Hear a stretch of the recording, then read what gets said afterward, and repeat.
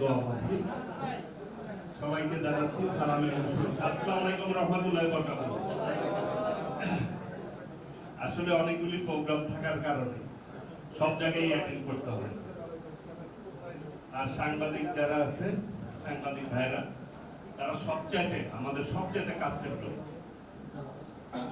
সারাক্ষণিক রাজনৈতিক নেতৃবৃন্দের সাথে সবচাইতে বেশি কাজ থাকে, সঙ্গী হিসাবে সবসময় সাথে থাকে যারা, তারা হচ্ছে সাংবাদিক ভাইরা।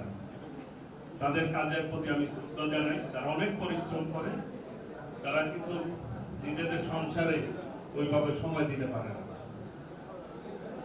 সারাদিনই এই সমাজের বিভিন্ন বিষয় যাতে সঠিকভাবে থাকে সেই সংবাদগুলি তারা তুলে ধরে। আগামী দিনে বিএনপি সবসময় সংবাদপত্রের স্বাধীনতার পক্ষে। শহীদ রাষ্ট্রপতি জিয়াউর রহমান এই দেশের সাংবাদিকদের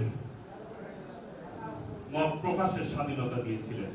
কাজে আগামী দিনে আমরা ইনশাল্লাহ আপনাদের লিখনের মধ্য দিয়ে আমরা একটি সঠিক সমাজ নির্মাণ করতে সক্ষম হব এবং এই টাঙ্গাইলকে আধুনিক টাঙ্গাইলে রূপ দিতে সক্ষম হব। আপনাদের সার্বিক আমি সহযোগিতা কামনা করছি, যাতে করে আগামী দিনে আমরা সকলে এই টাঙ্গাইলকে সন্ত্রাস মুক্ত, চাঁদাবাজ মুক্ত, মাদক মুক্ত, কিশোর গ্যাং মুক্ত একটা নিরাপদ টাঙ্গাইল গড়ে তুলতে সক্ষম হই আমরা। সেই ব্যাপারে সকলের সহযোগিতা কামনা করছি। আগামী 14 এপ্রিল আমাদের মাননীয় প্রধানমন্ত্রী টাঙ্গাইলে আসবেন ফার্মার্স কার্ড উদ্বোধন করার জন্য।